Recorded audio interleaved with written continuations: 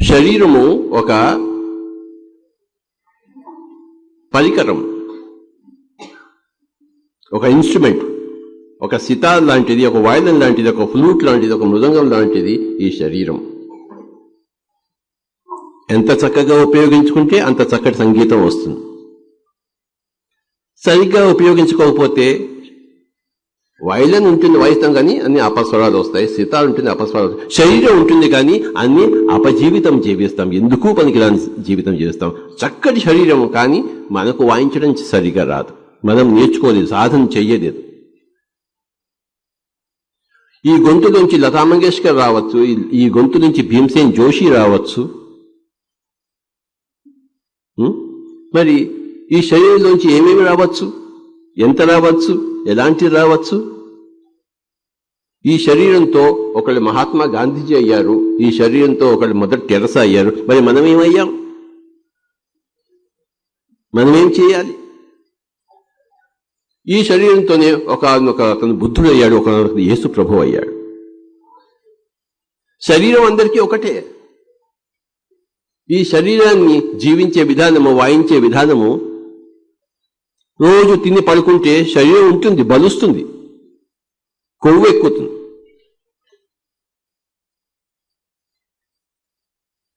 ఈ శరీరాన్ని బాగా తిని తాగడం కోసం ఉపయోగించుకోవచ్చు,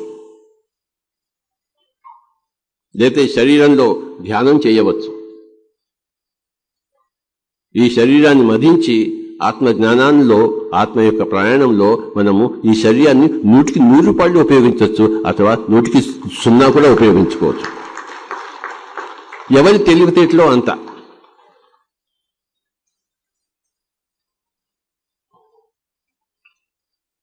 మా గురువు గారు అంటే సదానంద యోగి గారు చెప్పేవారు,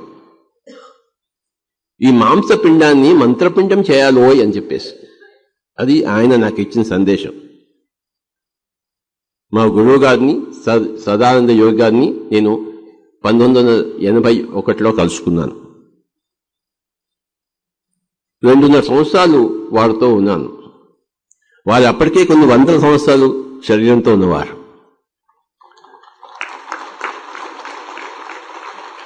ఎన్నో విషయాలు నాకు ఆయన చెప్పేవారు. పొద్దుగూకులో వెళ్ళి ఆయన దగ్గర కూర్చుంటూ ఉండేవాడిని కర్నూలులో. ఆయన ఏం చెప్పేవారంటే, ఈ మాంసపిండాన్ని మంత్రపిండం చేయాలోయ్. చూసారా, ఇది మాంసపిండం, దీన్ని మంత్రపిండం చేయాలి. ధ్యాన సాధన ద్వారా ఇది మంత్రపిండం అవుతుంది. అంటే మనం దాన్ని ఏం చేయాలంటే అది చేస్తుంది.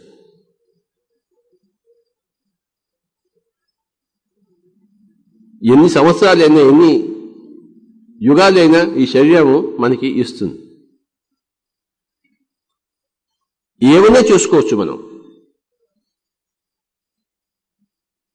కనుక మాంసపిండాన్ని మంత్రపిండం చేయవలే.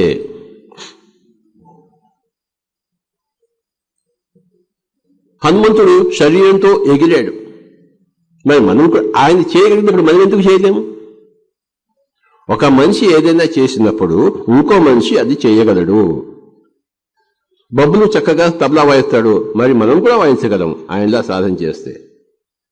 అరుణ్ కుమార్ మృదంగం వాయిస్తాడు, మరి గణేష్ కుమార్ గారు మరి వైలిన్ వాయిస్తారు, స్వామీజీ వినోద్ గారు సితార్ వాయిస్తారు. ఒక్కడు చేసినది ఇంకోటి చేయగలడు. ఒక కొలంబస్ సముద్రాన్ని లంఘించి ఒక కొత్త ఖండాన్ని ఒక చిన్న బోట్లో చేశాడు. మరి అంటే అంత పెద్ద సముద్రాన్ని అంత చిన్న బోట్లో కొన్ని 100 సంవత్సరాల కిందట ఒక మహాసముద్రాన్ని లంఘించినప్పుడు ఒక మనిషి చేసినప్పుడు ఏ మనిషి అయినా అది చేయగలడు. ఒకతను హిమాలయాలు ఎక్కాడు, ఎవరెస్ట్కి ఎక్కాడు. ఎవరైనా ఎక్కవచ్చు, అది ట్రూత్.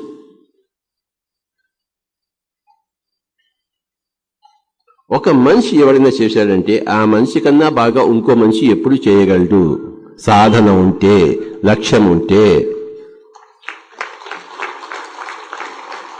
మన ప్రగతికి అంతు లేనే లేదు, మన ప్రగతికి అంచు లేనే లేదు. We can do whatever we want to do, attempt to do. हम कुछ भी कर सकते हैं, कोई सीमा नहीं है.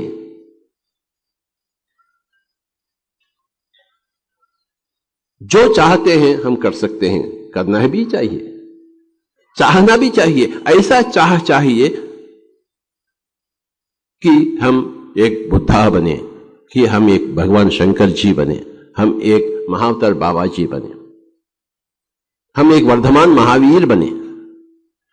तो మనము ఏది పెట్టుకున్నా కూడాను ఆ లక్ష్యము సాధించగల శక్తి సామర్థ్యాలు ఈ శరీరానికి ఆత్మకు అన్నీ ఉన్నాయి. మన లక్ష్యము శుద్ధముగా ఉండవాలి, మన అభ్యాసము దినదినము ఉండవాలి. ఎవరైతే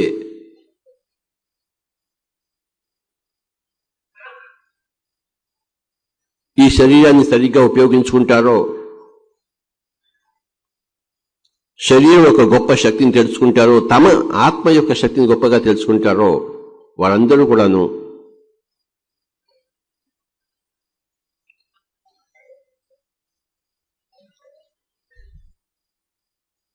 ఎలా ఉంటారు అంటే పిరమిడ్ మాస్టర్లు అలా ఉంటారు.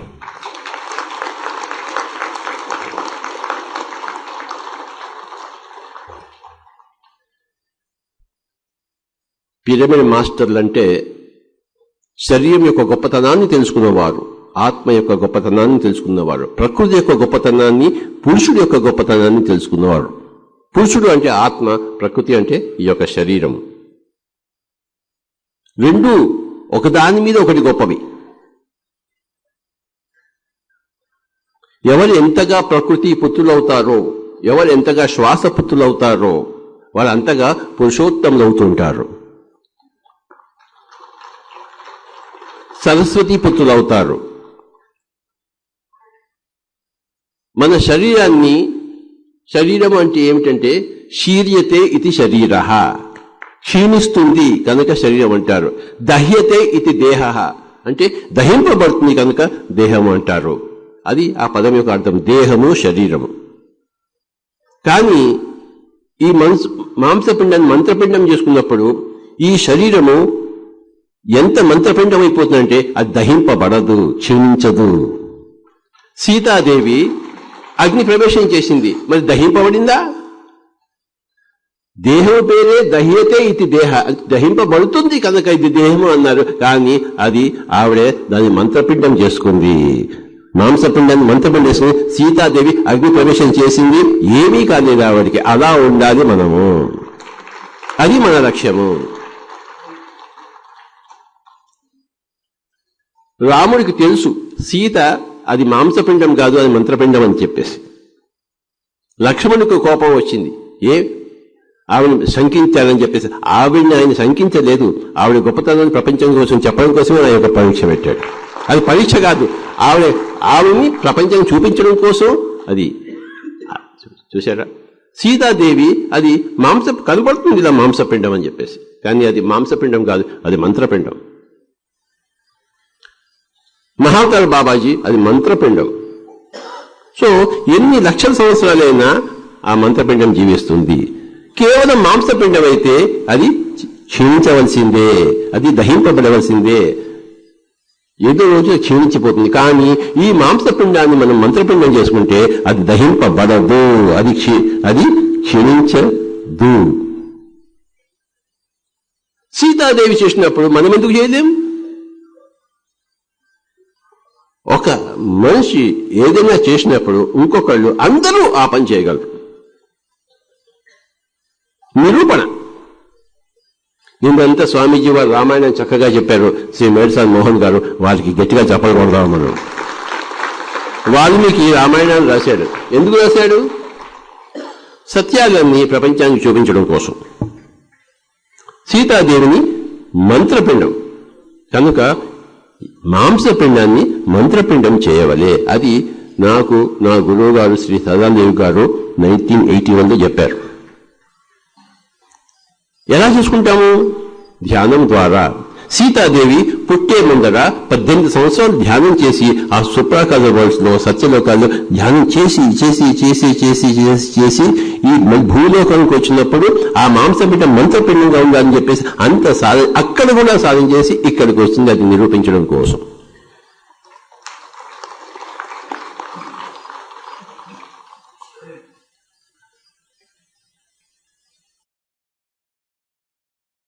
చూసారా, మనం తల్లి గర్భం నుంచి రావక్కర్లేదు, ఆవిడ తనంతట అలా వచ్చింది.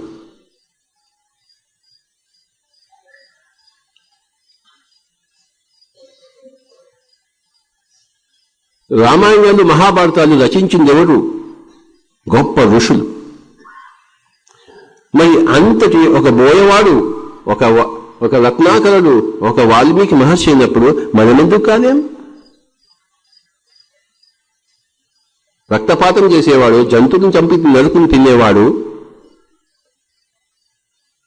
దోపిడీదారుడు ఒక మహర్షి అయినప్పుడు మనం దోపిడీదారుడు కాదే, రక్త మాంసాలు తినమే, ఎంతో మంచివాడమే ఆ రత్నాకరుడు కన్నా.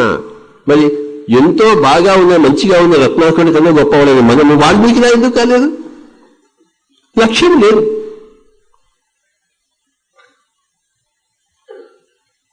ఒకనొక బోయవాడు రత్నాకరుడు వాల్మీకి మహర్షి అయినప్పుడు అందరూ ఎలా అయ్యాడు? ఆయన వాల్మీకి ధ్యానం చేశాడు. 4 సంవత్సరాల ధ్యానంలో ఆయన వాల్మీకి అయిపోయాడు. Only 4 years. మనం 40 సంవత్సరాలు, 50 సంవత్సరాలు, 70 సంవత్సరాలు జీవిస్తున్నాం. ఏమయ్యాం? ఎక్కడి గొంగలి అక్కడే ఉంది. ఎందుకంటే అన్నీ ఉన్నాయి కానీ లక్ష్యం లేదు. రామాయణాలు వింటాము, మహాభారతాలు వింటాము, కథ కంచికి మనం ఇంటికి. ఈ యొక్క పురాణ కథల యొక్క తాత్పర్యం ఏమిటంటే మనం ఏమైనా చేయగలము, ఏదైనా సాధించగలము. మన అనంతమైన శక్తి ఉంది మనకి, శరీరానికి ఆత్మకి రెండింటికి. We can do whatever we want to do. We should aim at the highest always. Always aim at the highest.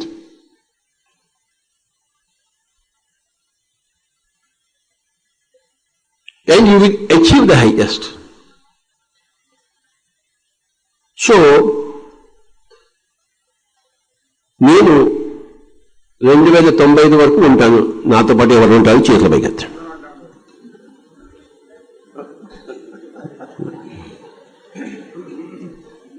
ఆ తర్వాత 2090 తర్వాత మనం అందరం కలిసి ఇంకో లోకానికి, ఇంకో గ్యాలక్సీకి, ఇంకో ఆండ్రోమెడా గ్యాలక్సీకి వెళ్తాం. ఓకే, మనం ఉన్నది ఇప్పుడు milky way galaxy, Andromeda galaxy. ఎన్నున్నాయి గ్యాలక్సీలు? ఎన్నున్నాయి గ్యాలక్సీలు? How many galaxies are there?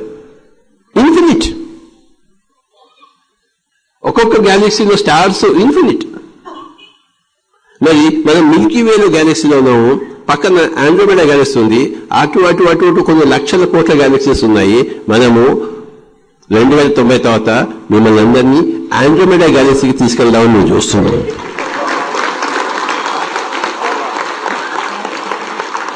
చెప్పండి, ఆండ్రోమెడా గ్యాలక్సీ చెప్పండి. అంటే మన గ్యాలక్సీకి పక్కన ఉన్న గ్యాలక్సీ అది. కనుక మీరందరూ నాతో పాటు గ్యాలక్సీల యొక్క విహారం చేయాలని నేను కోరుకుంటున్నాను. ట్రెకింగ్. మనం యద్భావం తద్భవతి, గుర్తుంచుకోండి. మనం ఏది భావన పెట్టుకుంటామో అది అయి తీరుతుంది.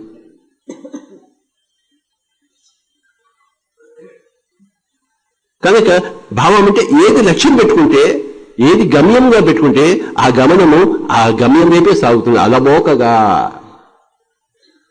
గమనం యొక్క రూపురేఖలు గమ్యం మీద ఆధారపడి ఉంటాయి. నా వల్ల ఏమవుతుందిలే అనుకుంటే ఏమీ కాదు, నా వల్ల ఎందుకు కాదు అనుకుంటే అవుతుంది. మనమందరం కలిసి పిరమిడ్ మాస్టర్స్ ఈ ప్రపంచాన్ని శాకాహారమయం చేసి తీరుతాము. అవుతుందా కదా మన వల్ల? ప్రతి ఒక్కరికి ధ్యానం నేర్పిస్తాము. అవుతుందా కదా? మన వల్ల ఏమవుతుంది అనుకుంటే కాదు, మన వల్ల అవుతుంది అనుకుంటే అయ్యి తీరుతుంది. 30 సంవత్సరాల కిందట మా గురువుగారి దగ్గర ఉన్నప్పుడు నేను ఒక్కనే ఉన్నాను ధ్యానానికి, ఇప్పుడు ఇంతమంది ఉన్నారు, ఒకళ్ళు ఇంతమంది అయ్యారు. ఏది అనుకున్నా అది అవుతుంది. యద్భావం తద్భవతి. As you think so it becomes. మన ఆలోచనలు పదును పెట్టవలే, మన ఆలోచనలను మన లక్ష్యాలను చురుకు చేయవలే, అత్యున్నత స్థాయిలో వాటిని ఉంచవలే. 2016 కల్లా ప్రపంచానికంతా పిరమిడ్ వాళ్ళు తెలుస్తారు, పిరమిడ్లు తెలుస్తాయి. 1990లో ఫస్ట్ పిరమిడ్ వచ్చింది కర్నూలులో, 1990. రెండవ పిరమిడ్ రావడానికి 6 సంవత్సరాలు పట్టింది. 96లో ఉరవకొండలో, అనంతపురం జిల్లా ఉరవకొండలో రెండవ పిరమిడ్ వచ్చింది. మూడవ పిరమిడ్ అనంతపురంలో 99లో వచ్చింది.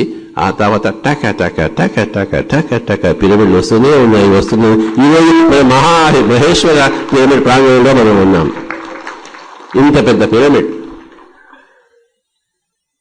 ఇది పిరమిడ్ యుగము. We are all pyramid masters, not ordinary masters. We are all pyramid masters. ఎన్నో జన్మల కింద ఎన్నో అన్ని చేసాం మనం. ధ్యానం చేశాము, శాకాహారం చెప్పాము, అన్ని చేసాము. కానీ పిరమిడ్ ఒక్కటి మటుకు ఈ భూమి మీదకి ఎన్నో సంవత్సరాల కింద ఉండింది, కొన్ని 10,000 సంవత్సరాల కింద ఉండింది. మళ్ళీ ఇప్పుడు మన అందరి ద్వారా పిరమిడ్ యుగము స్థాపింపబడుతోంది ఈ ప్రపంచంలో. ఆ లక్ష్యంతో మనం వచ్చిన వారం.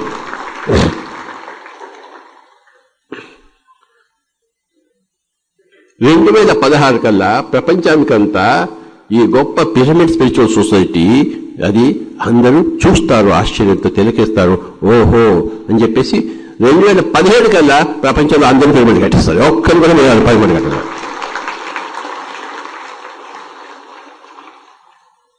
ఒకప్పుడు ఎవరింట్లోనూ టీవీ లేదు. టీవీ అంటే ఎవరికి తెలియదు. ఇప్పుడు ఎవరింట్లో టీవీ లేదు. ఒకటే ఇంట్లో 5 టీవీలు ఉంటాయి. అయ్యా, అలాగే ఒకప్పుడు పిరమిడ్ గురించి ఎవరికి తెలీదు, ఇప్పుడు అందరికీ తెలుస్తోంది. ఇంకొక 5 సంవత్సరాల్లో 2016 కల్లా ఎవరింట్లో పిరమిడ్ ఉండదు, అందరింట్లోనే ఉంటుంది. ప్రతి రూమ్లోనే పిరమిడ్ ఉంటుంది, ప్రతి ఇంటి పైన పిరమిడ్ ఉంటుంది. ఆ టీవీ ఎలా ఉంటుందో పిరమిడ్ అలాంటిది. ఆ టీవీ ద్వారా అన్ని చూస్తాము, ఆ సెల్ ఫోన్ ద్వారా ఎక్కడెక్కడో వింటాము. ఒక చిన్న చెప్తాను సెల్ ఫోన్ గురించి చెప్పాలంటే. నేను బాత్రూంలో ఉన్నాను, మా ఇంట్లో స్నానం చేస్తున్నాను, ఫోన్ ఉంది, టక మోగింది. సరే, బాత్రూంలో ఉండి నేను ఫోన్ తీసుకుని మాట్లాడుతున్నాను. ఎవరు బాబు అంటే, నేను పలానా అండి. ఎక్కడ ఉన్నావంటే మాది కెనడా అండి అన్నాడు. ఎక్కడ ఉన్నావంటే నా బాత్రూంలోనే ఉందన్నాడు. అక్కడ బాత్రూంలోకి సెల్ ఫోన్ పనిచేస్తుంది. సరే, ఏంటి సంగతి అంటే, నేను ధ్యానం చేస్తున్నానండి, పెద్ద బ్లూ కలర్ వచ్చాయండి. దానికి ఏమిటంటే, నువ్వు బాత్రూంలో ఉంటే నేను బాత్రూంలో ధ్యానం గురించి ఎందుకైనా ఆయన ఇప్పుడు నువ్వు బాత్రూమ్ బయటకు వచ్చినప్పుడు నువ్వు బయటకు వచ్చినా ఇద్దరైతే మాట్లాడుకుందాం, ఆ బ్లూ కలర్ ఎందుకు వచ్చిందో చెప్తామని చెప్పేసి. అంటే ఒక సెల్ ఫోన్ ఎక్కడి నుంచి ఎక్కడికి తీసుకెళ్ళి చూడండి. టెక్నాలజీ వల్ల ఇప్పుడు మైక్ ఉంది, ఈ మైక్ పనిచేయదు, నేనేం చేస్తాను, మీరేం చేస్తారు? కనుక ఈ టెక్నాలజీ వలన ఏమవుతుందంటే, ఇక్కడ మేము ఒక్కరిని మాట్లాడుతుంటే అంతమంది అన్ని చోట్ల వింటున్నారు. అంతేకాదు, ఈ ప్రోగ్రాం అంతా 1,00,000 మంది అనేక దేశాల నుంచి చూస్తున్నారు. స్వామీజీ వారు సితారు, మరి అక్కడ గణేష్ గారి వైద్యం, మృదంగం, తబలా 1,00,000 మంది చూస్తున్నారు. టెక్నాలజీ, అవునా కదా? మరి పిరమిడ్ కూడా ఒక టెక్నాలజీ, ఒక అద్భుతమైన టెక్నాలజీ. దాని ద్వారా అక్కడ ఎనర్జీ విజృంభించి ఉంటుంది. కనుక ఎన్ని గ్యాలక్సీస్ ఉన్నాయో సృష్టిలో, అన్ని గ్యాలక్సీస్ లో పిరమిడ్స్ ఉన్నాయి, పిరమిడ్ కట్టడాలు ఉన్నాయి. పిరమిడ్ ద్వారానే వాళ్ళు ఎంతో అద్భుతంగా ఆ టెక్నాలజీని ఉపయోగించి వాళ్ళు గ్రహాంతర వాసులుగా అతి సులభంగాను ఆ గ్రహాంతరాల మధ్య కమ్యూనికేషన్స్ కానీ ఆత్మీయ శక్తిని విజృంభింపజేసుకోవడం కోసం పిరమిడ్ శక్తి అనే టెక్నాలజీ ఉపయోగిస్తున్నారు. టెక్నాలజీ